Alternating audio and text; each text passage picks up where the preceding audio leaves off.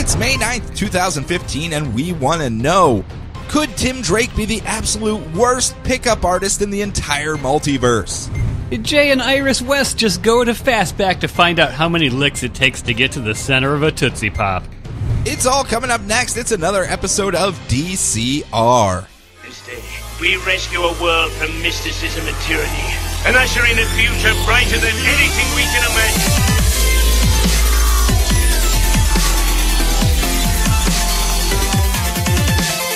Look! Up in the sky! It's a bird! It's a plane! It's Distress Citizens Radio.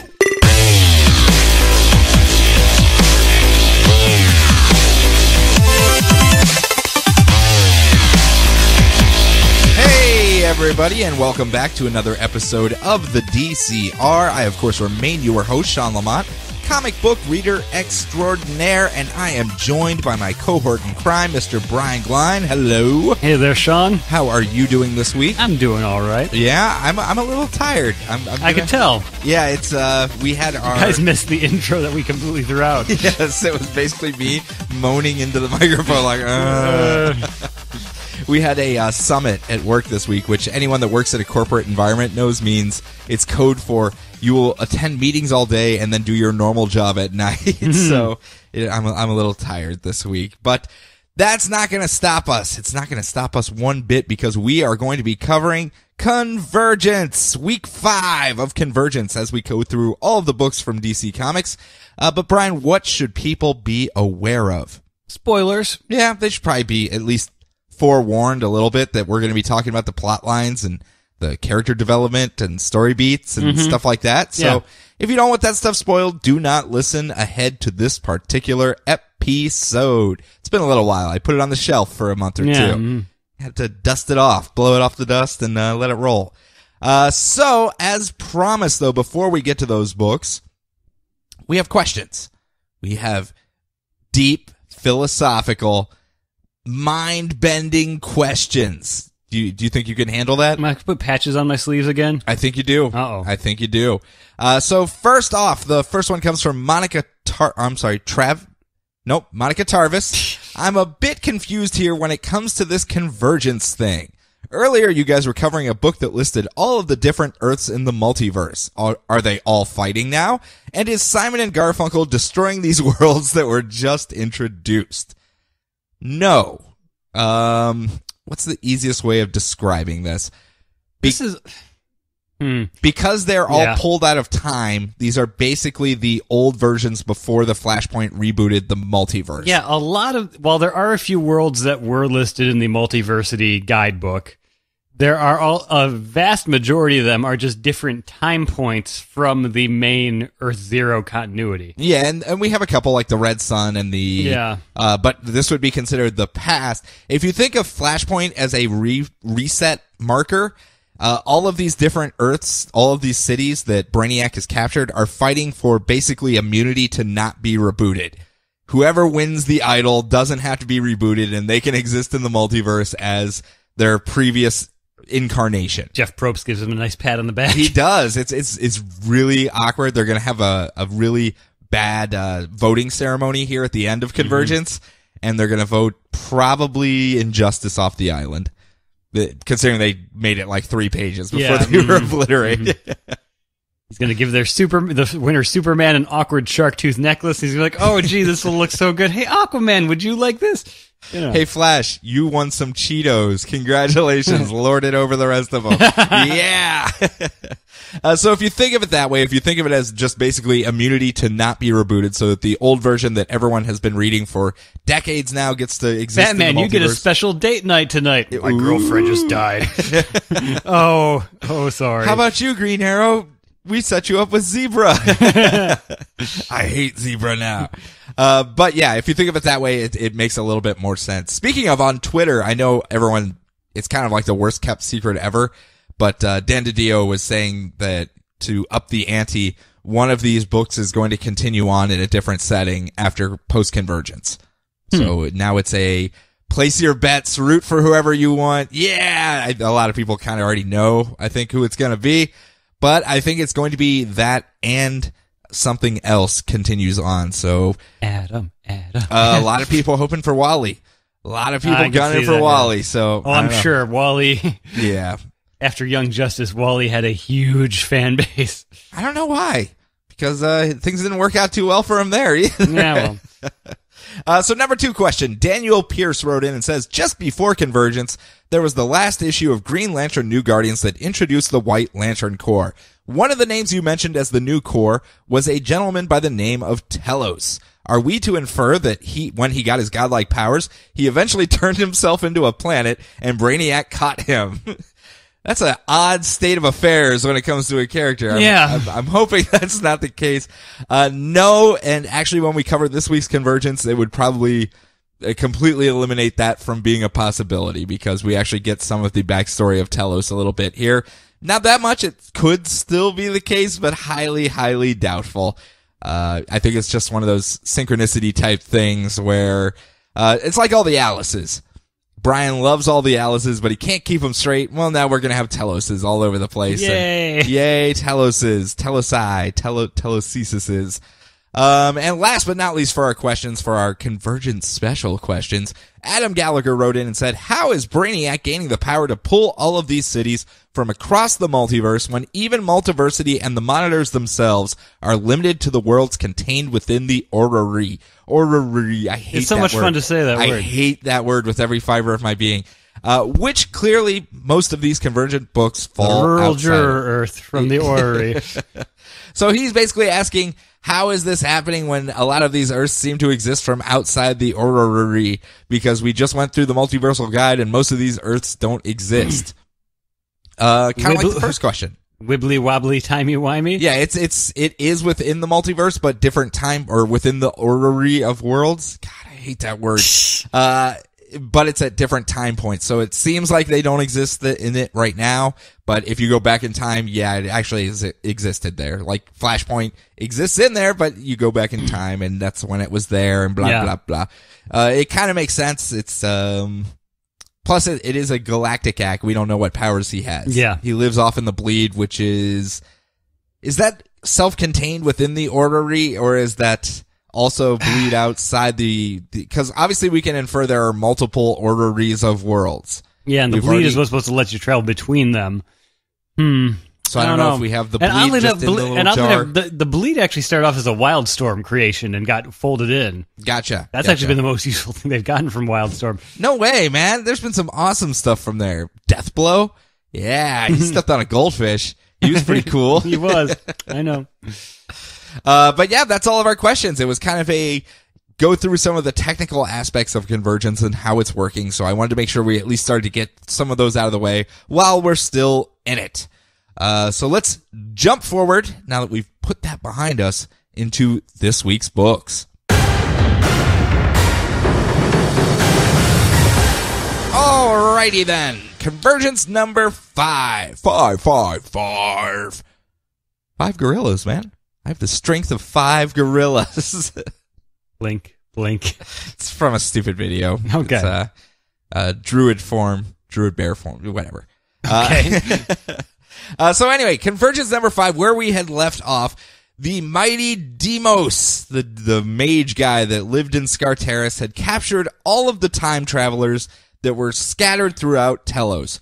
He had been capturing them, throwing them in this little bulb globe thingy, and draining them of their power, and at the very end of the last issue had used their powers to summon forth Brainiac, Galactic-ac, the master Brainiac who is trapped in the Future's End timeline right now because he tried to fly his little space scooter and steal the city from there, but they ended up capturing him within one of Mr. Terrific's spheres.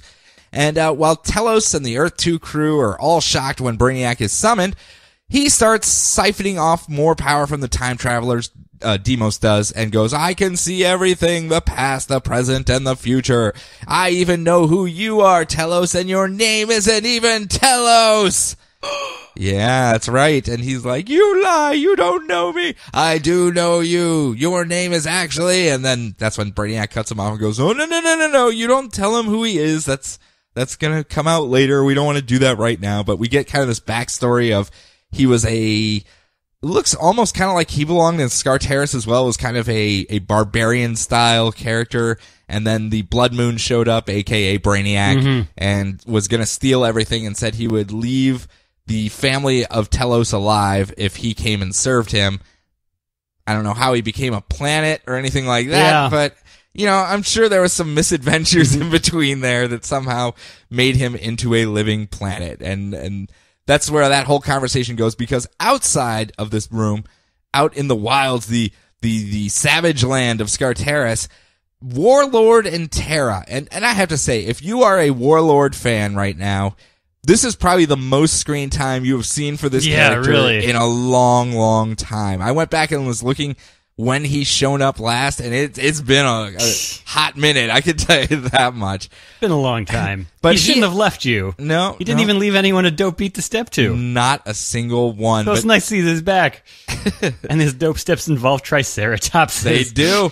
He's outside with his wife Terra when they are actually jumped by Deimos's lizard men, who run his wife through with a spear. So maybe if you're a Warlord fan, you're not quite pleased with this showing for him, because it gets worse.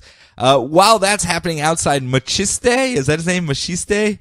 The guy with the big mace hand. Yeah, I don't know how you say that. He gets all froggy and jumps at Deimos and goes, yeah, I'll jump. I got you.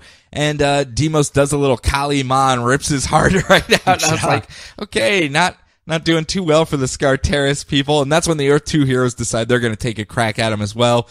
But they are not making a dent. He is fighting them to a standstill with all this power he has pulled out of the time travelers. And while they're sitting there catching a breather, they're like, what are we going to do? We can't take this guy. Should we let Brainiac out of the globe thing? I don't think it's a good idea, but obviously we need someone to rein this Deimos guy in.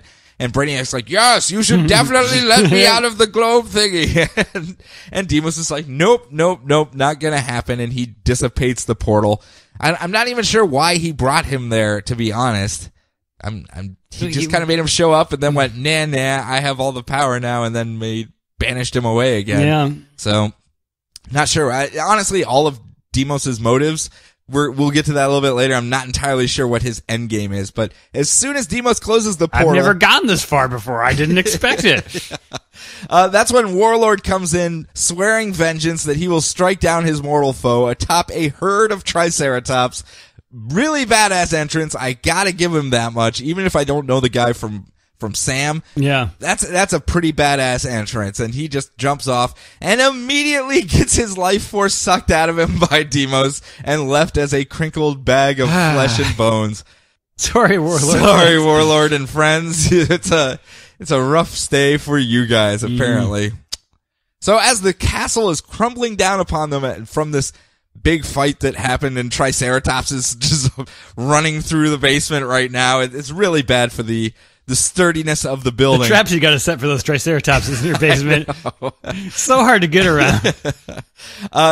The entire building starts coming down, and that's when everyone scatters to get away. Yolanda Montez, we know her as the old Avatar of the Red from Earth 2, gets separated from the group, and Deimos actually rescues her and says, hey, why don't you come with me? I'm not going to hurt you. I have other plans in mind. And he leads her into Brainiac's control room, where he goes, okay, looks like your friends, all the Earth 2 people, made it out all right. And listening in here, it seems like they want to go rally up the rest of the cities to come attack me. But what they don't know is that's exactly what I want to happen. And I'm like, huh?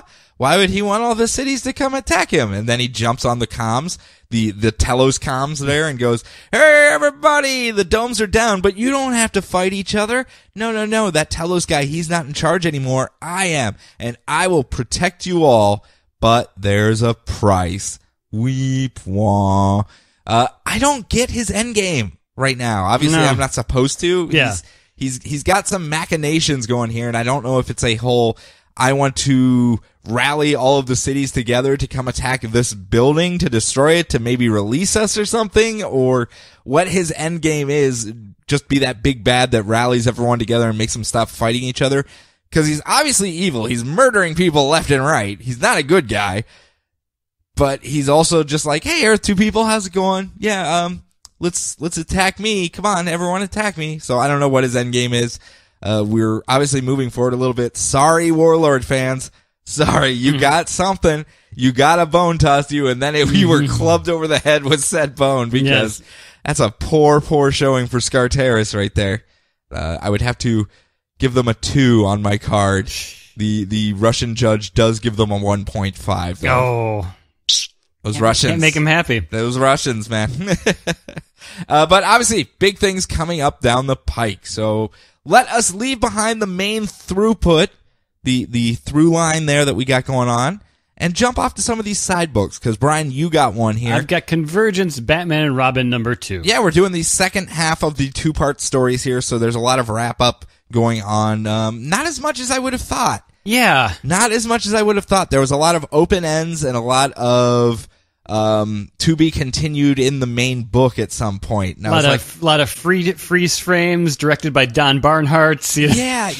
I get the feeling that's so that if you're really invested in this and you're going, oh, I want to know who survives and who continues on, none of them can be, oh, well, that one's obviously continuing on and this one obviously ended. Everyone's dead, so it's not that one. No, they're just like, freeze frame. Yep. Continuing adventures at some later point. Yep. The bar stays open. All right. So Batman and Robin and Red Hood, and to a much lesser extent Scarlet, are fighting the lower tier of the extremists in a convergence fight.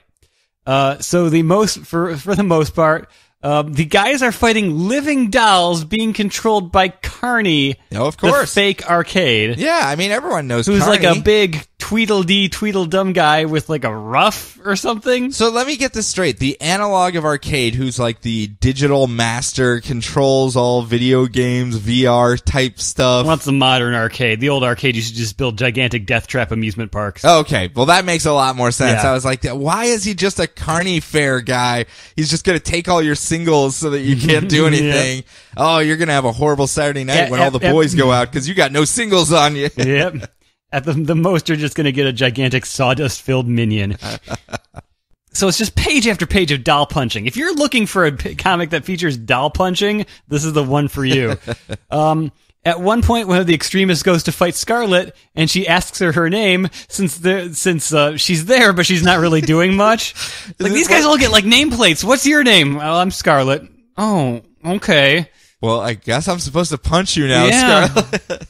So Red Hood and Robin, they hate each other, but they realize they're going to have to work together to stop the extremists. Aww. And by all work together, I mean everyone except Scarlet work together. Yeah. I felt so bad she for her. She just disappeared. After the last one when we did the first issue of this, and it was the running joke that they kept, like, face palming Scarlet and pushing her off camera.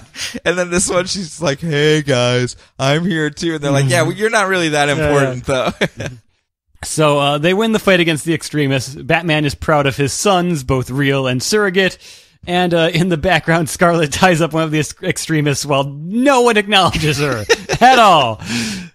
So poor Scarlet. And then Superman shows up to go, Dad's, right? And then right? And then Batman just goes, yup. And then he swings off with Robin and Red Hood, and they leave Scarlet behind. But they're friends now. They're brothers once more. They're brothers once more. Yeah. That's the dynamic I like between them. The whole thing with the Robins, even pre-Flashpoint, was you would think it would be Damian and Jason Todd as besties. I mean, they both have the very rough exterior. Yeah, they're both the angriest of Robins. Yeah, but they've become almost a contest between them. Exactly. Who's going to be the surliest. Yeah. Where it became him and Dick, the complete opposite of him. And then it was Jason and Tim in the New 52 who are buddy-buddy just because Tim followed after Jason and felt like he felt like he was following in the footsteps of him and was actually looking up to him as an older brother that was lost and blah, blah, blah, blah, blah.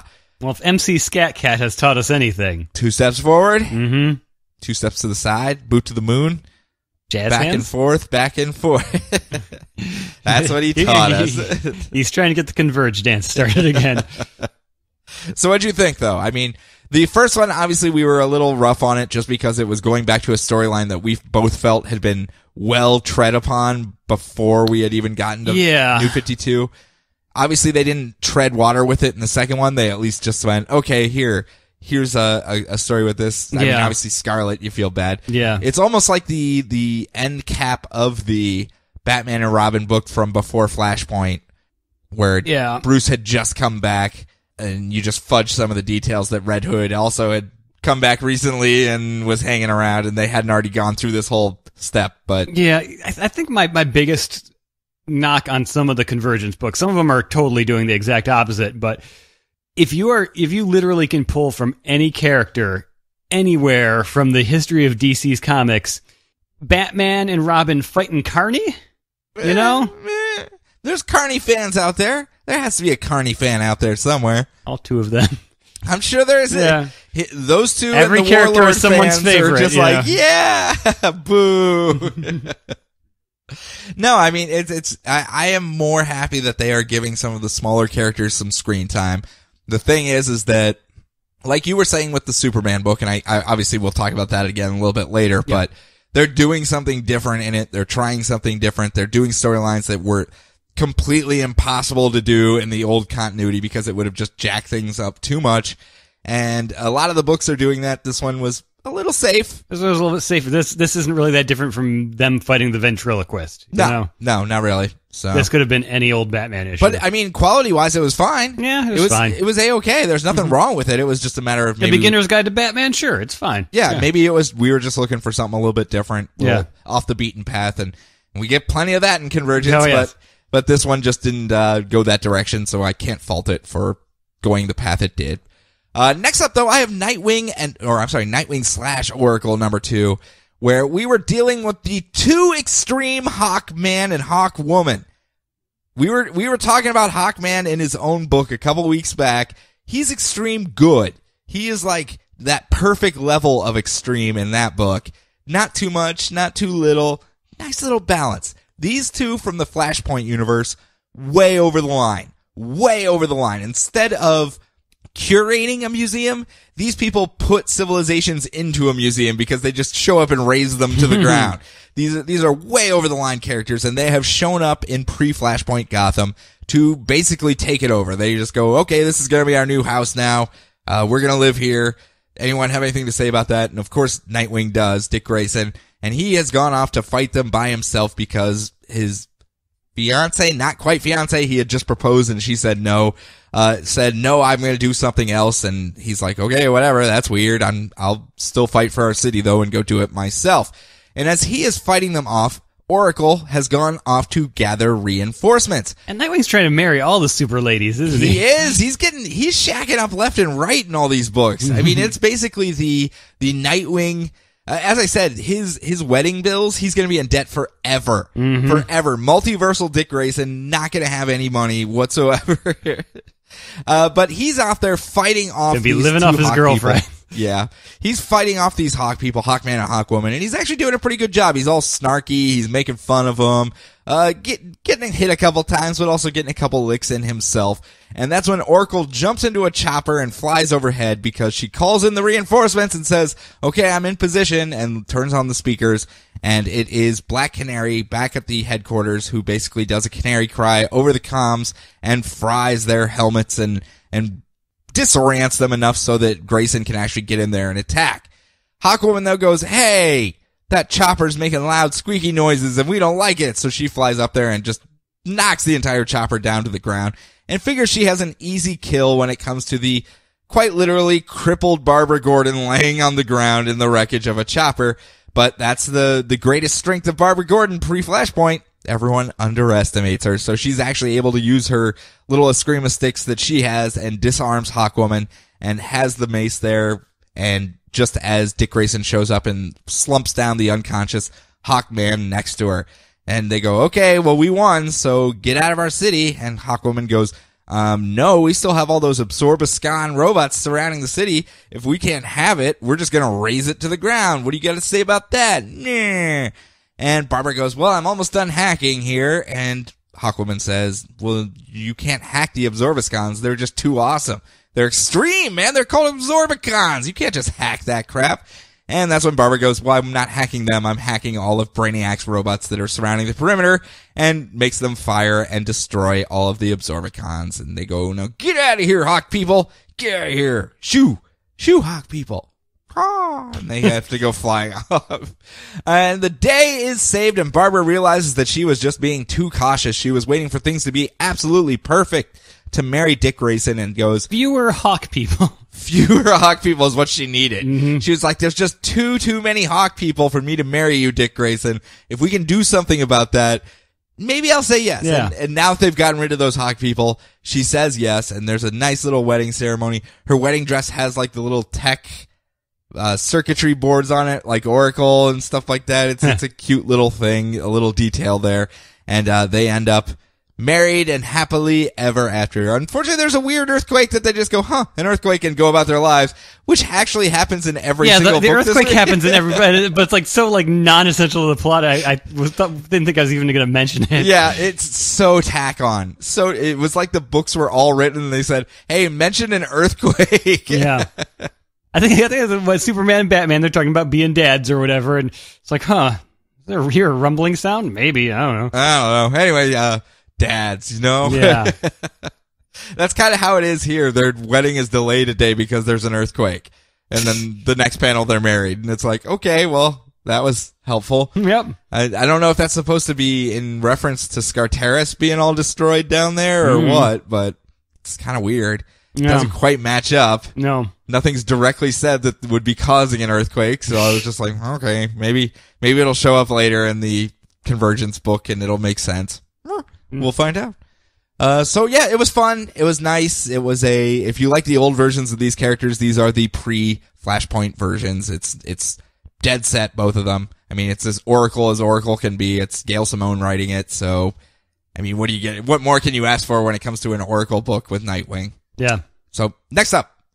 All right, Convergence Speed Force number 2. So the Flash, Wally West, his kids Jay and Iris, who are constantly tied to him thanks to the Speed Force, and a super fast turtle named Fastback, for some reason, are about to fight Flashpoint Wonder Woman. And she's super fast too. I did not know this, because she's got the speed of Hermes. Yep, she has all the gods. Yeah, this makes perfect sense. So Fastback leaves with the kids, so Flash can deal with the ultra-deadly Wonder Woman. Okay. All of the speedsters wind up getting hit with Count Vertigo grenades, which I thought was kind of cool. It is. An interesting way. After the it would have been better if the grenades actually exploded and little Count Vertigo shot out all over the place. Yes. Making little voo-voo noises. Grant Morrison wasn't writing this one. I'm sure we'll get there eventually. With Fastback and Wally West taken out, Jay and Iris, they step up. Flash is able to use them as a distraction so he can take out Wonder Woman, and the day is saved. The Amazons retreat. Flash realizes how important his family is. He shouldn't have tried to put them away. We can all work together and be a great family. And Fastback goes back to his friends and family, the Zoo Crew, instead of hanging out with them. And they won't stop until their families are reunited again, because they're going to keep holding out hope that they'll get back to their mom, Linda. Freeze frame. Freeze frame. This is the guy you like, right? This is the one I grew up with, if anything. Yeah? Yeah. Is he your favorite Flash, or is he just like I've read more I've read more good stories with him than with any of the others, you know. Even Kid Flash? Well, he was Kid Flash. He was the original Kid Flash. Well, I know. I'm just saying. I know you liked your Bar Tour and stuff too. I liked Impulse. I like Impulse, and then they made Impulse Kid Flash and took away everything that made him fun. And then he became the Flash himself and was even less fun somehow. Did he crash the mode? He crashed the mode indeed. Hate when that happens. Yep. Hate when that happens. Okay, so were you happy to see him back at least? A lot of people were. Yeah, a lot of people were like, "Yay, Barry! Mm-hmm. We missed you, buddy." Or, I'm sorry, not Barry, but Wally. Yeah. Yay, Wally! They were like, "No, we've seen Barry." And that's the other thing. Barry right now being all happy and fun and jokey. That's kind of just Wally West. So we don't really need him. Barry. It says so on his name tag. I know. I saw it. I know there's a big difference. This one wears bow ties and he's got a slightly sadder backstory. But I kind of laughed when Linda showed up in the TV show. What's that? Yeah. Just because Linda showed up and started dating Barry. Oh, yeah. And then it would eventually... You're like, Barry, you're taking everything! Yeah. See, he can... Meanwhile, I'm just thinking, he can be Wally West, too. That's all right. That's all. You can just put everything together. Just mush it all together. It streamlines it a bit. Mm-hmm. I understand people like the Barry, or the Wally. God, why do I keep saying the Barry? Because we're so used to Barry now. Barry's super popular now thanks to the TV show. Fair enough. But I understand people like the Wally. I'm hoping the current Wally that they have in the New 52 picks up enough steam that people finally start to embrace him a bit more. Cause obviously he's not had the best launch back into the New 52. There's still a lot of grumbly people. So hopefully that's the problem with using the same name of a beloved character and not making him anything like that. Yeah. Yeah, well. Maybe if he shows up in the TV show, people start warming up to him, or at least get a new batch of fans that won't be so angry about it. Yeah, honestly, if that's what they have to do, that's what they have to do. Let's give him the Arrow treatment and have him show up as a Arsenal there. You know how they did him there? Just have him start showing up. TV Arsenal is nothing like the awesome comic book Arsenal. But he wears a hoodie. He does. I understand that. He doesn't do frog jumps though, so he's a little lower on the awesome scale. Yeah, give him some. See, I can't imagine TV Arsenal building robot death turtles. It would be so much better. It would make him much more interesting. So much more interesting. It would require a little bit of acting, but hey, Sorry. Low blow. So last for this half is Batgirl number 2, and I was a little rough on this one last month. Because Tim Drake was a complete doofus? Yeah, and I was like, okay, remember how I rationalized the whole thing, and I was like, okay, Gorilla Grodd's there, maybe he's doing little mind whammy powers on him and stuff like that, and I was like, I'm gonna go into the second issue with just completely wipe away everything from the first one, and just a new fresh set of eyes, and read this one without any prejudgments. So let's go through it real quick. Let's talk about Batgirl number 2, because we flash back straight to the beginning. If you remember at the end of the first issue, General Grodd had shown up, and he was beating up Cassie, or no, not Cassie, is it Cassandra Cain? Yeah. It's Cassandra Cain. The one that has the full face mask? Yeah, Black Bat. So, he was beating her up, and then Stephanie Brown and Tim Drake and the Catman from that universe, this is all Flashpoint, they all come running around the corner to see that happen. And instead of picking up right from there, we flash back to the day prior, straight off the bat, where the trio are trying to plan for what could happen. All three of them been teleported off into the battlegrounds, and they go, okay, well, we have no idea what we're up against here. What should we do? And Stephanie's doubting herself entirely, and they're like, don't say anything too loud. You never know who's listening in. They could know how weak you are. And she's like, okay, but what if I'm thinking about it? What if they're psychic? I can't stop thinking about how bad I am at this whole hero thing. I've been out of the game for a year.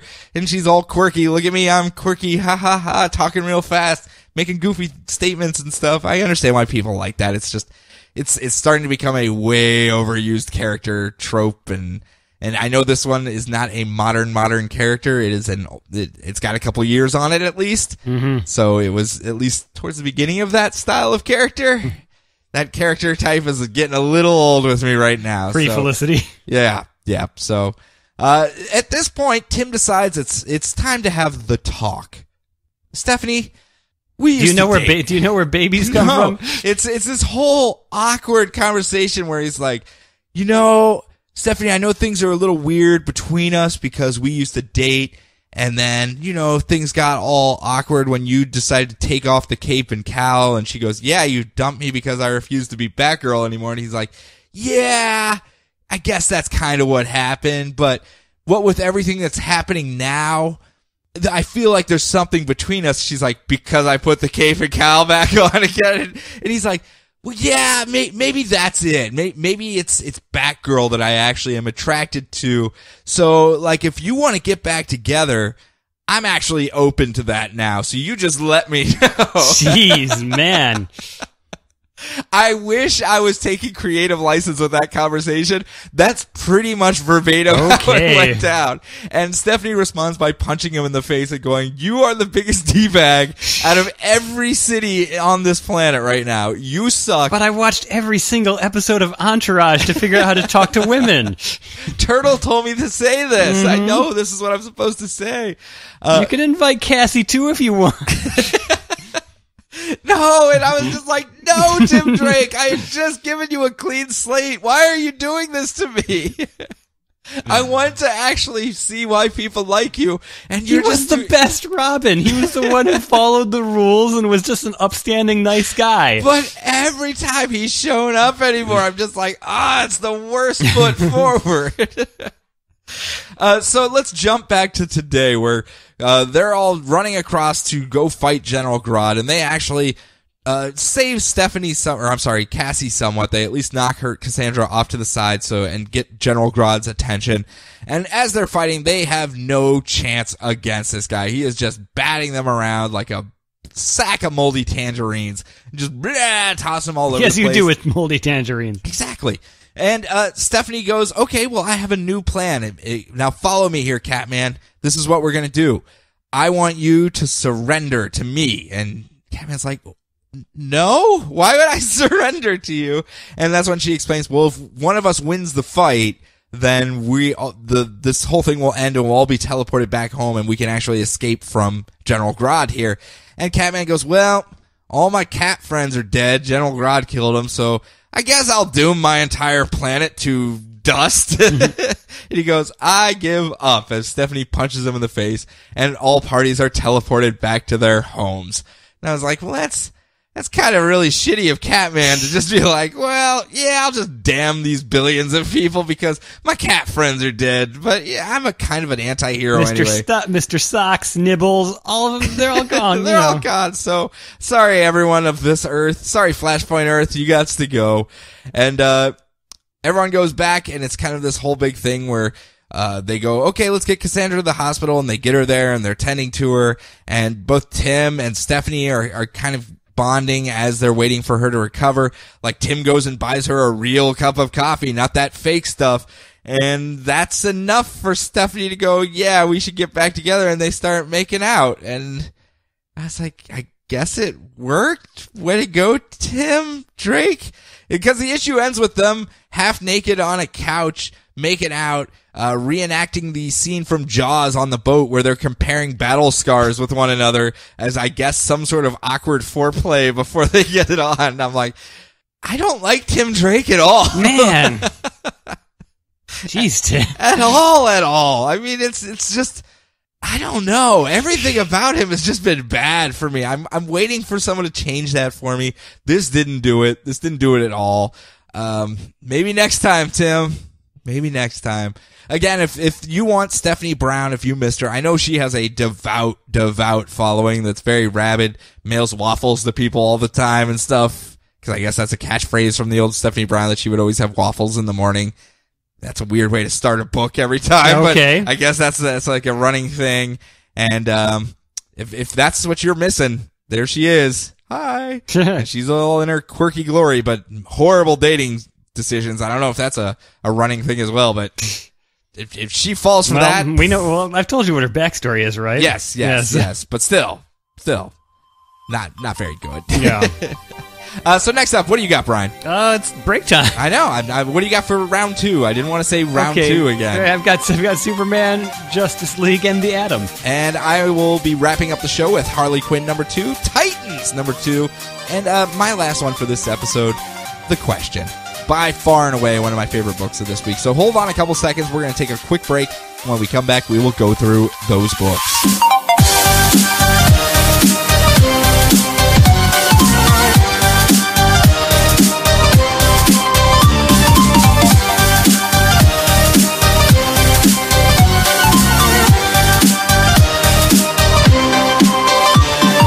And we have returned. Oh, it's Telos. Hey, buddy. Hello there, Sean. Or should I call you Telos?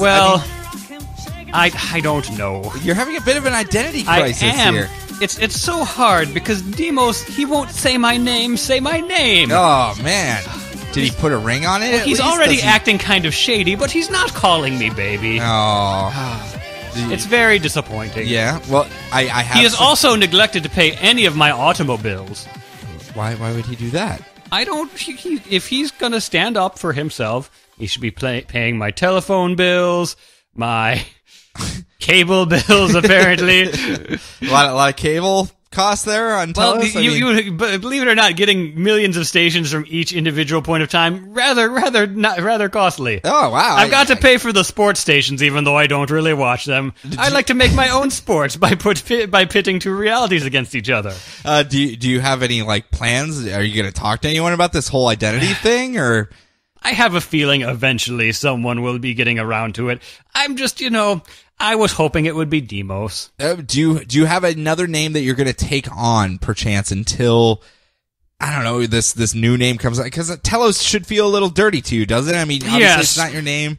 Is there a different name you want to take? Because I can give you a possible name that you could just go by from now on. What would that be? Cal Corcoran.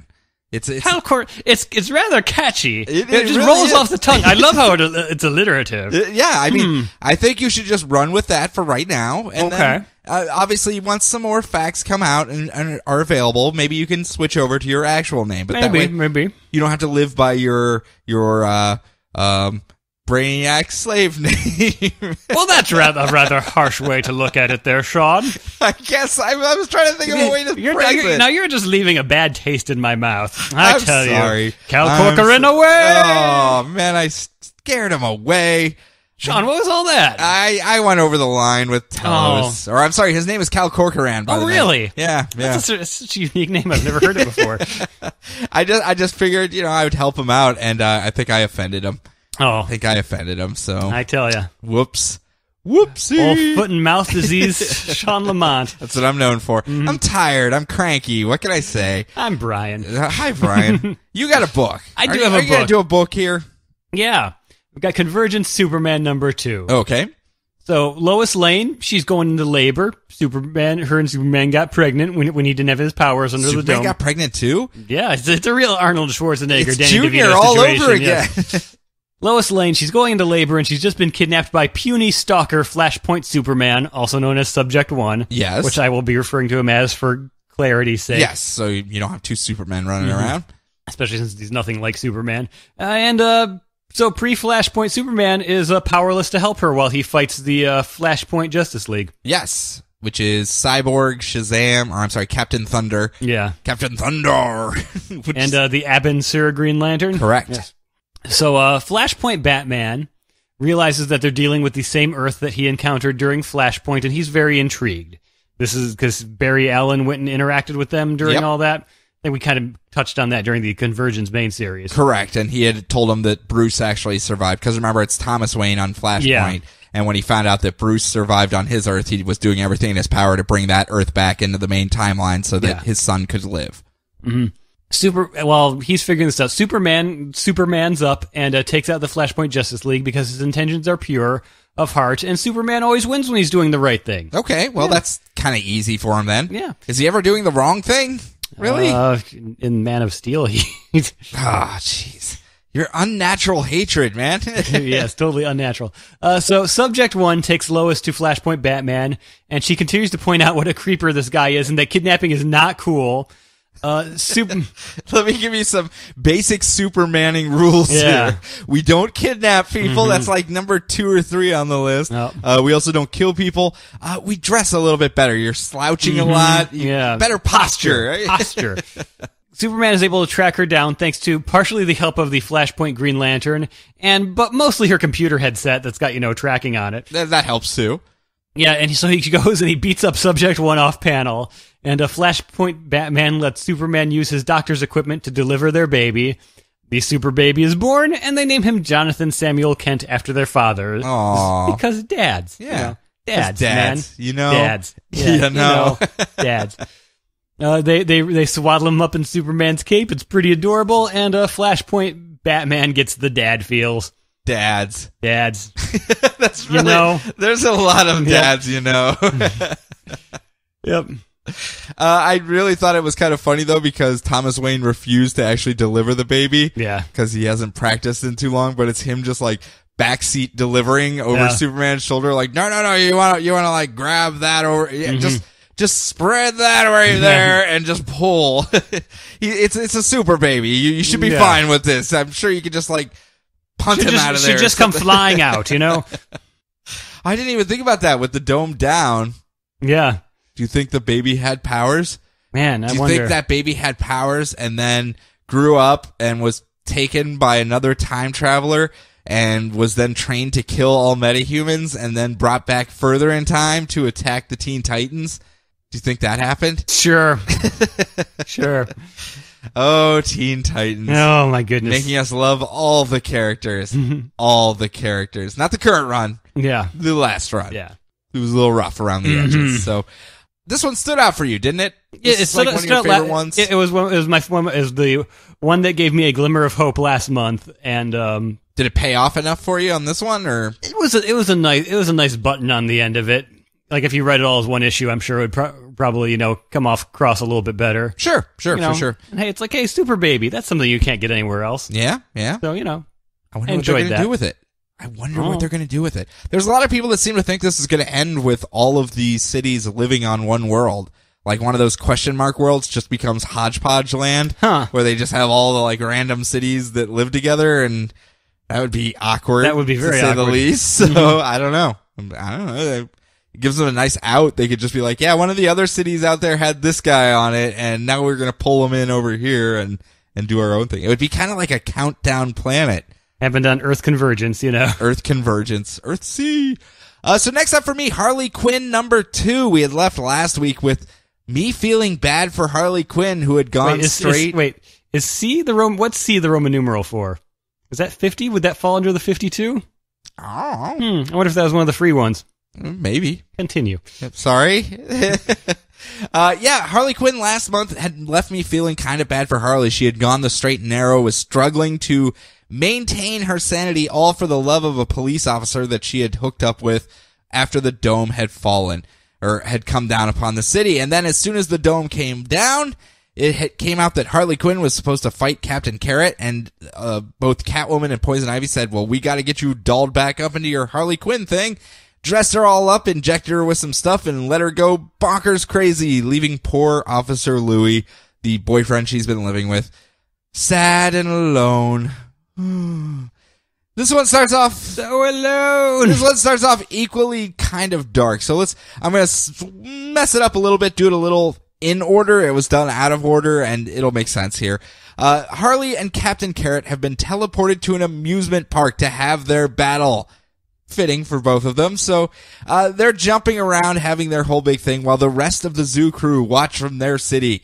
They have like ESPN Ocho, so they're watching this whole battle go on. Yankee Poodle? Yeah. Yeah, all of them are there. I don't know all their names, but Rubber Duck? Sure. There's some sort of psychic cat, it seems, that's looking for things, because this psychic cat goes, well, I'm going to scan their city to see if I can get any intel on this Harley Quinn person. And every opinion... Abracadabra, the Zatanna analog? Is that who it is? I think that's one. If it isn't, it shouldn't. It should be. So they scan all of the psyche of the city there and go, holy crap, Harley Quinn is insane. She's a monster. We have to warn Captain Carrot. So they teleport over Pig Iron, the Pig Iron Man. He's like a robot. That's another pig. one. That's another name I don't get. Pig iron? Yeah. It's a type of metal. It's okay. It's like looser, not quite as strong iron. That you pull out of the ground. So. Gotcha. All right. Well, that's at least an actual thing. Still don't know what a fastback is. No. I think it's a car, isn't it? I don't know. Yeah. Whatever. So they the Roman numeral C is 100, by the way. Oh, well, there you go. It's twice as good. They send Pig Iron. They teleport him over there to actually warn Captain Carrot. And all we see is Pig Iron come around a corner and Harley Quinn bring down her giant mallet. And there's this big scream, and Captain Carrot runs around the corner to see on the fence, painted in the oil from Pig Iron, it looks like, the words rabbit season. And I'm like, oh, man, that's dark. Yeah. So the two of them start fighting. It turns out that the oil was actually from one of Brainiac's robots that showed up to teleport Pig Iron back. No cheating. You have to go back to your world, and Harley smashed it and thought it would be a funny joke to make it look like she had murdered Pig Iron. Ha ha ha ha. And then she goes on. Yeah. Well, then she goes on telling him about all of her superpowers that she has, like awesome portation and ultra fists and a spear and magic helmet. And Captain Carrot's like, oh my god, I can't handle all of these powers. And she's just kind of woohoo, woohoo, woohoo, jumping around all over the place doing stuff. Ain't I a stinker? Pretty much. And their fight actually ends when they're fighting on one of the roller coasters and it ends up crashing. And they both sit down and take a breather. They're like, well, we don't seem to be getting anywhere, so you want a carrot? I brought some carrots with me. And Captain Carrot goes, yeah, I like carrots. I'll eat a carrot. So they're just sitting there talking about what they should be doing. You know, maybe they'll just say it's a draw and we can go home. And Harley starts going, well, I do have some powers. I know I was making up all those other ones. Like I have a little bit of strength that was given to me so I can lift this giant hammer. And I'm also immune to poisons. Oh, what happened to you, Captain Carrot? Oh, apparently that carrot was poisoned. Ha! Who knew? Ha! Ha! Ha! He doesn't die. He just loses all of his powers and turns back into a normal rabbit. And, victory for Harley Quinn. Yay! Everyone gets teleported back. I guess the Zoo Crew planet is doomed. Okay. They're all gonna die. Fastback went home just in time to be disintegrated by Cal Corcoran. So I guess we'll see what happens with them later. But back in Gotham, Officer Louis is all depressed as Catwoman drops off the goldfish from Harley. They won't let him see Harley because she is total schizo, crazy pants once more. And she's writing notes like, I miss you, love you lots, XXXXXXXXX. And they're like, yeah, we don't think Louie's ready to deal with that. So let's jump in the van, Harley. We're all going to go have adventures now. And it ends with this sad panel of Louie just mourning, looking at this goldfish as the now insane Harley Quinn drives off with her friends. And it's like this bittersweet, I guess is the right word for it. You end up just feeling bad for her because she had been doing so well, struggling to maintain her own sanity and was doing it on her own, almost like a sanity 12-step program. And then just, it was all taken away from her. It was the victory, but at what cost type of ending. And you're just going, huh. I mean, for all the insanity and goofiness, you just feel bad for them at the end. And it was a nice double layered book like that. I thought they did a good job of having the zaniness on the outer sheen. So you're just like, oh, it's just another kooky Harley Quinn adventure, but scratched just below the surface. And it's really depressing, like really depressing. And, I thought they did a really good job of having a two-layered story like that. Okay. So next up, I think a fastback is a car with the roof line slopes down continuously at the back. Yeah. It kind of looks like a turtle. See? So I see what they're going for. Yeah, I knew it was a car. I got knowledge. As Pun Master General, I'm just kind of like looking askance at it, like, you could have done better. You're pushing a border there at the very least. So next up, I have Titans #2 that ended on the cliffhanger of the week last month. Oh yeah, you are next, aren't you? Yep. Do you remember how this ended last month? Oh yeah, Arsenal was going to murder his friends. Yes, because Dreamwalker, one of the analog villains, the Dormammu analog from Marvel, this ultra powerful demon that can control reality, showed up and brought back his dead daughter and said, hey, if you murder your friends, you get your daughter back. And he just made little guns pop out of his gauntlet, his cyborg arm, and shoot into the faces of Starfire and Donna Troy. And that's where we pick up in this one, where he actually missed. He purposefully missed and was shooting the scaffolding nearby so that it would fall down on the Lord Havoc and the Extremis. And he just kind of goes whoop and grabs Leon and swings away back to his headquarters. Yay, I escaped with my daughter. Go me. And they get back to the headquarters and he's like, oh my God, I'm so happy you're back. I haven't seen you in forever. And if you remember, Leon was pulled out of time at this point, so she doesn't even realize she was ever dead. To her, she just saw him like an hour ago, and she's like, you're acting kind of weird, Dad. Just a little clingy here, so I see you too. I don't know what's going on here and who all these bad guys are, but you're acting really strange, and he's just elated to have his daughter back. But of course, it can never be that easy, because Dreamwalker shows up, or Dreamslayer, I can't remember. Yeah, Dreamslayer shows up and goes, yoink, and steals Leon right back and teleports her away to another dimension and goes, hey, you didn't live up to your end of the bargain. You gotta kill your friends. So why don't you push that shiny red candy-like button you have here, your ultimate plan that you were gonna do, and kill all of your friends, and then I'll give you your daughter back. So he pushes the shiny red candy-like button, and it starts launching up all of these laser cannons that he has built on the roof of every building in the city. You gotta have a hobby. Yeah. You gotta have a hobby, and if it's building laser cannons on top of buildings, you know, who's gonna fault him? Yeah. So he ends up shooting Starfire once, and he goes, okay, give me back my daughter, and I'll do it. I'll push the button again and kill them. So Dreamslayer, like an idiot, goes, okay, here's your daughter. And that's when he pushes the button, and it shoots all of the Extremists instead. And he also hits a little button on his gauntlet that detonates all of the explosives in the armory, shoving Dreamslayer back. And he protects Leon and goes, oh my goodness. And the rest of the team go, oh, awesome, let's all regroup. So they run back to the headquarters as well. All of the extremists regroup. And as the extremists go marching off to keep destroying the city, they're going to call them back out. Arsenal goes, okay, Leon, you're going to have to hide down here. I have to go with the other people and help them out. And all the rest of the Titans are like, no, you've already paid your costs. You hang out with your daughter. Trust us. We'll handle this one. And they go flying off, and it says to be continued in Convergence number 6. So I guess next week we'll follow up with that story. I'm assuming it's when the Earth 2 people start going from Earth to, or from city to city to try to find allies. We'll probably have them pop in and help out with this whole situation over here. But again, we have at least a to be continued. Leon's back, at least in this little thing, and he got to give her all hugs, and she's all snarky, like, this is weird. Why is everyone acting all strange around me? Why is everyone all clingy and giving me hugs?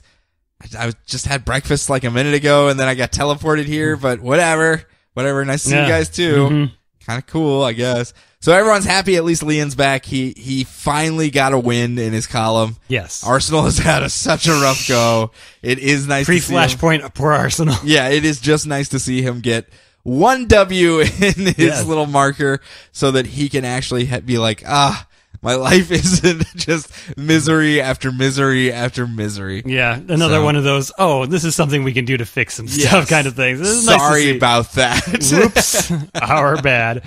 Especially if you believe in Grant Morrison stuff, where these are actual universes that we're extending our influence over.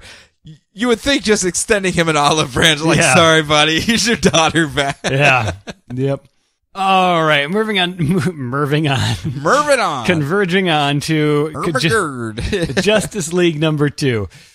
So the female Justice Leaguers from the pre-Flashpoint DCU, Zatanna, Jade, Supergirl, and Jessie Quick, are trying to save Mera from the Flashpoint Aquaman and fighting a buttload of sea monsters and Ocean Master to do it. Well, why not? Why not? That seems like a good Friday night. They were clubbing at a pretty lame club. Yes. I would rather fight. It was their own club. The lameness was their own fault. So Vixen goes undercover to save Mera and fight the Flashpoint Aquaman and uses animal powers of the sea. Animal man, woman. To beat him up. But because she's mimicking sea life, he can voo and control her and make her shoot herself in the head. Yep. But she moves at the last second. They do say that where, because when Aquaman says, she's going to see that scar every time she looks in the mirror for defying me, because I guess she pulled her head away just the last second. This line was not added in after the fact. Yeah, I was like, not at all. Maybe this is just a little too dark. It was just, whoop. Here's your daughter back as well. The JLA has been taken out by his army.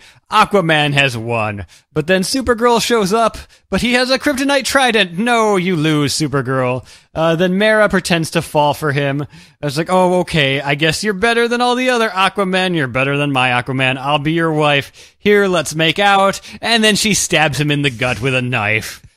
Leaving him to the sharks that are going to eat him. Let's see how much your subjects like you when you don't have power over them. And it's like, Mera, you're a cold. Yep. I know it's cold under the sea and all, but that's icy right there. I was under the impression that everything was better under the sea. Yes, that crab lied. He lied. Apparently part of their tourism board, and was just like, hey guys, it's actually really nice down here. It's kind of like the Australian tourism board. No, nothing will kill you here. Just come on over. Everything's not trying to kill you.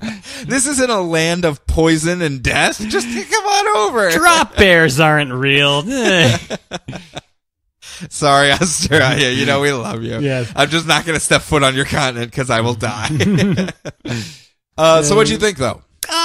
Pretty good, as far as just like a little one-off Justice League story. Yeah, I thought it was a cute little story, especially coming off of the whatever it was that we're all remembering of the baby shower style thing where all the girls of the Justice League went out to have a party and they end up trapped in the city and have an adventure together. I thought that was a nice little tie-up for that kind of thing. All the gal pals gave them a rather amusing excuse to be in Gotham City. Yep. Yep. So Didn't find out what happened with Congorilla and that diaper, though. no, maybe that's why this book will continue on into the New 52, and it's all going to be about Congorilla's babysitting service. Yes. It'll be him and Eddie Murphy running a daycare. I would actually read that book, just FYI. Yeah, really. I'm just throwing that out there. Congorilla daycare, man. So my last one for this one is the question number 2, and I'm actually going to go a little bit on this one. Okay. It was good enough. It deserves it. Where Renee Montoya, aka the Question in the pre-Flashpoint Gotham, is juggling quite a bit. Her father is dying of cancer because there's no medication. They've been living under this dome for too long. But she, her roommate Huntress, and Batwoman are forced to do something else instead of hang out with her dying father and say their farewells.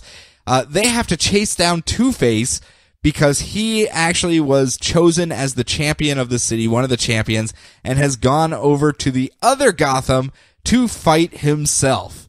Kind of a literal interpretation of the duality of Two-Face. This other one is a judge. He's a good guy, never became a bad guy, got married, has kids, and he's going to go over there and see which Two-Face is the one that should actually survive. And they're like, man, he's going to do something stupid. We should go save him. And they run over there to try to stop him. And as they're fighting their way through all of the goons that are out there, because the first thing Two-Face does when he gets over to the other Gotham is unites all the gangs under him. And he shows up and they're just like, hey, we don't want any trouble with you, man. We'll follow you to the courthouse, whatever. So these three are forced to fight their way through goons.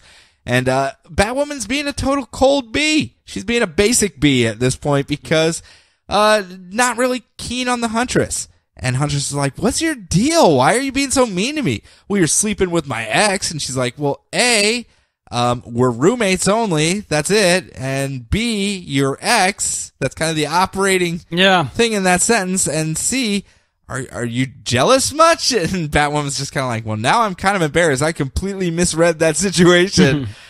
Oopsie on me. And as they're having their conversation, they look around and realize Renee left without us. We probably should have had this conversation while we were walking. So upstairs, Aaron Sorkin taught us so much. Yeah, I know. In the nearby courtroom upstairs, Two-Face is talking to the Harvey Dent of the city. He's like, you succeeded where I failed.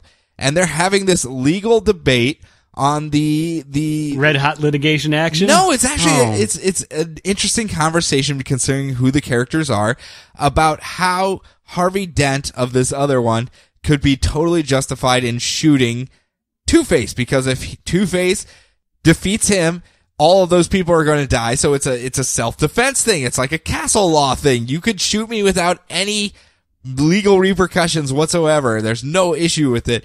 And the other Harvey Dent's just kind of like, I'm still a little shaky on the shooting me in the head thing.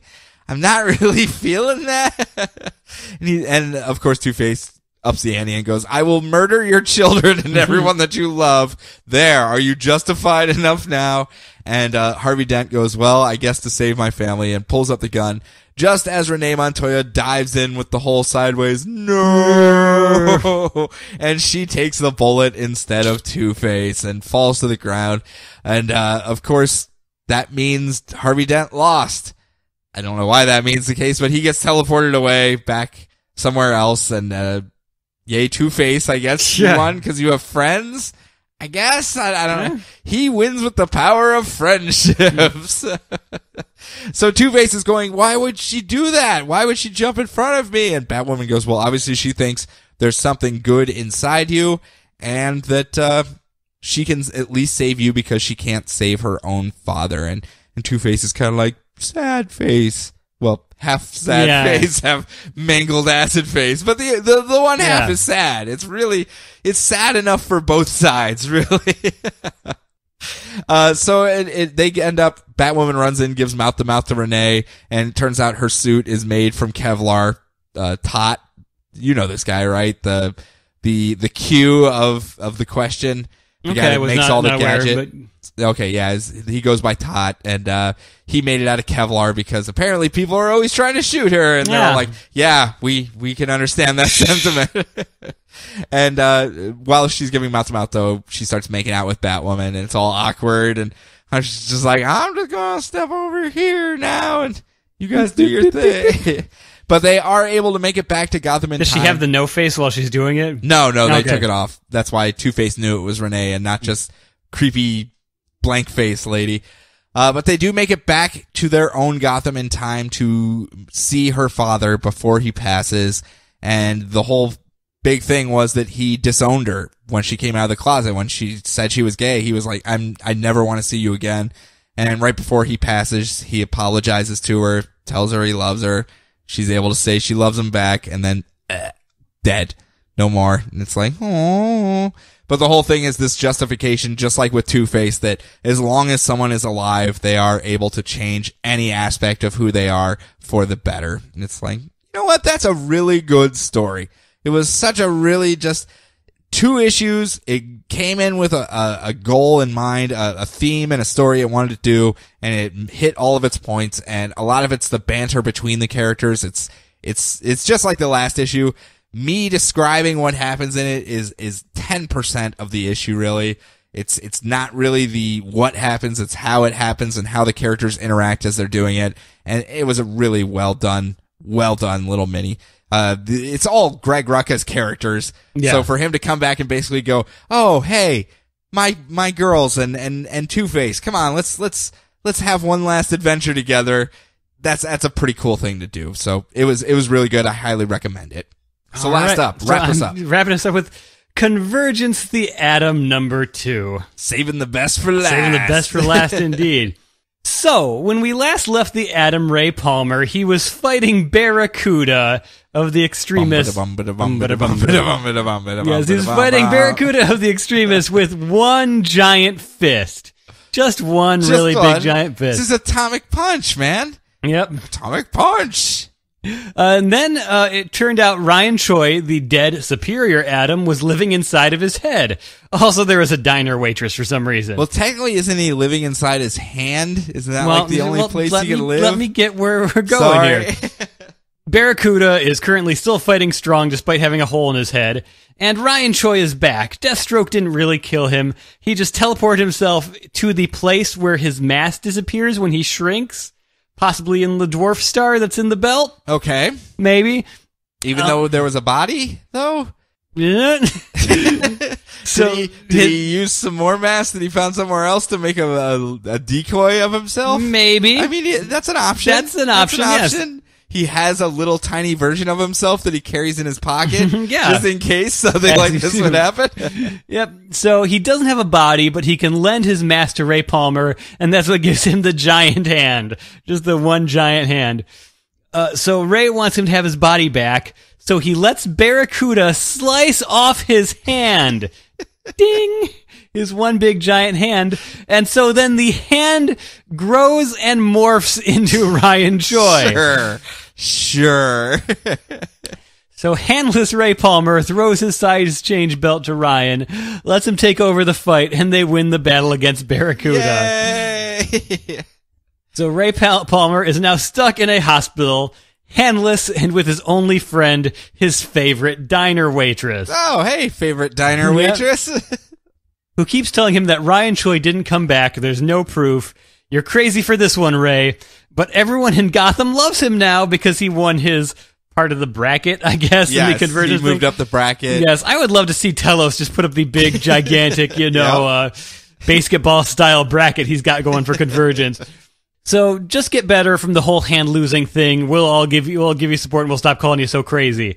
You're so crazy. And then Deathstroke shows up to kill Ray Palmer for forcing him to stop living under an assumed name by using his old name, I guess? You could have just stayed in hiding, Deathstroke. Everyone had forgotten about me until you said the name Deathstroke, so now I had to put on all my Deathstroke gear to really remind everyone that I still exist. Yeah. And then Ryan Choi comes back to get his revenge on Deathstroke for not killing him? Yeah, for inconveniencing him. So Ryan Choi, Adam, and a handless Ray Palmer take out unstoppable badass Deathstroke, and as a final punishment, Ryan uses his new mass distribution powers he got from being trapped in a Dwarfstar dimension to steal mass from Deathstroke, giving Ray Palmer a new hand and leaving Deathstroke with teeny tiny baby hands. Amazing. And Teen Titans Go Robin is just like off to the side going, it's like, Yes, more baby hands. I've got more manly hands than someone in the DC universe. Deathstroke. Yeah, I know, right? Take that, Slade. So the story ends with the Atoms deciding to let their favorite diner waitress Maria run their new physics lab. Sure, because she's got so many qualifications. Yeah. They looked at her resume like, okay, you can take orders for breakfast. You can sling hash. You should be able to run a physics lab. You can be in charge of a particle accelerator. Yeah. And they finish with a freeze frame joke about how silly it would be if Gotham somehow didn't exist anymore. That's a weird book. It's a weird book. That is a weird book. Oh, man. The second one was a lot more, I guess what's the word I'm looking for? Followable than the first one. Yes. The first one, and that's why I was trying to give it a pass with the first one, because I was like, obviously they're going somewhere with all of this. Mm-hmm. They haven't gotten there yet. They only have one issue, so I can wait that long. And this one was like, that's where you're going? I mean, I'm following it, but that's just weird. Very Silver Agey. Very, very Silver Agey weirdness. Just odd things happening Cause. I mean, I again point out that the old Ryan Troy Adams series was pretty much about how the constant size changing in Ivy Town caused it to be a center for all weirdness in the universe. Yeah, they had broken the rules of physics so much there that it just didn't work right. Yeah, which is a great idea. So if you want to make the Atom the weirdest character in the universe, hey, just go for it, man. With his arch nemesis, Baby Hand Deathstroke. Yes. Oh, I want to read about the adventures of Baby Hand's Deathstroke. We should actually send a tweet over to Tony Daniel and see if he's going to incorporate Baby Hands into his Deathstroke We should. book. Just all of a sudden he shows up and he's like, what happened to my hands? Convergence! No! People would enjoy it. A lot of people would be confused if they didn't follow Convergence. But Manos Bennett. So that's it. That's all of our books for this half, or for this episode. What'd you think? Now that we're actually wrapping up books, are you finding at least enough traction in some of these minis? It was a little bit lighter than I was expecting it to be. Yeah. I'm not quite sure what I was expecting to begin with, really. Yeah, I guess that was going to be my follow-up to that. Yeah, but at the same time, I'm enjoying it a lot more than I thought I would have, too. So Good. I know you were, as we said in the first episode of this, you were very shaky coming into it. I thought I was going to get 2 months off, I tell you. Yeah, you seem like you have a lot of... you found at least some common ground in some of these books to at least enjoy something. So that's really all you can ask for with a book that is quite literally 50 years of history that they're just randomly hodgepodge pulling stuff out. If you can find one or two things, hey, at least they found something for you out of that 50 years, because it's not all going to be aimed at you, that's for sure. So I gotta give them credit for that. But as a reminder, you guys go out there and buy these books. We're not saying buy the event books, like I've said for the last couple episodes, just because it's an event. But some of these little things, as Brian was just saying, you'll find at least a hook in one or two of these ones. If any of the ones we've talked about have interested you whatsoever, give them a shot. Try them out. What's the harm? It's 2 issues for most of them. So, I mean, it's not going to break the bank, that's for sure. But if it does, then don't buy those 2 issues. I'm just saying. But yeah, I mean, if you're going to dabble in something, you at least have very little that you have to put towards this to actually find 1 or 2 series that are interesting to you. Let's see. So we were going to talk about next week. As we continue into the Convergence stuff, we have Convergence number 6, of course. Convergence Aquaman number 2. Brian, I feel like a song should be sung here, but no. I will save it for next week. I will save it for next week. Convergence Batman Shadow of the Bat. Convergence Catwoman with purple Catwoman just cuz. Looks like she's fighting. Oh, no. Okay. Phew. I thought it was a Man-Bat on the cover. Oh. I was like, what are you doing there, Man-Bat? Get out of there. Convergence Green Arrow number 2 with poor Ollie finding out he has family everywhere, even in alternate timelines. Convergence Green Lantern Parallax number 2. Heading back to Electropolis. Yeah, that's right. We get to finally head on back. Convergence Justice League International number 2. Convergence Suicide Squad number 2. Convergence Superboy number 2. Convergence Supergirl Matrix number 2. Ambush Bug wearing a super ambush bug costume on the cover. So of course he would be. Sure, why not? Convergence Superman, the Man of Steel, #2, and that should be it. So, looks like it's a lot of the, I'm trying to remember which one it was in that one. Kingdom Come, one of the pre-Crisis ones. 0 Hour and Kingdom Come, I know are two of them from these ones. I want to say there's another one that's thrown in there, Angor maybe or something. I don't know. We'll find out. Angor was this week. That's right. So, that's right. Yeah. So, yep, we'll find out. We will find out. I know it's mostly 0 Hour, dealing with a bunch of different other ones. So, roundabout Death of Superman times. You knows it. So, as a reminder, you can contact us on the internet. As Brian's business card says, find us on the internet. Yep. You guys know how it works for DCR Podcast. You can email us at feedback@dcrpodcast.com. And as one final reminder before we take off, tomorrow, Monday, the 8th, 9th, whatever it is, 10th. Today's the 9th. Yeah, sorry. 11th. The 11th is when it's going to be coming out. Okay, yes. On the 11th, we have our mini episode that will be covering this first week batch of the backup stories that were in each one of these issues. The quote-unquote sneak previews that aren't actual sneak previews. I mean, it's not like the first couple pages of the next issue that's coming out. They are their own standalone stories, but it's of all the stuff that's going to be coming out from DC after Convergence. So, the 11th, you'll be able to download that episode where we go over those stories and talk about some of the stuff that goes on there. Sorry for the low energy this week. As I said at the beginning, little exhausted. So, Brian, do you have anything before we take off?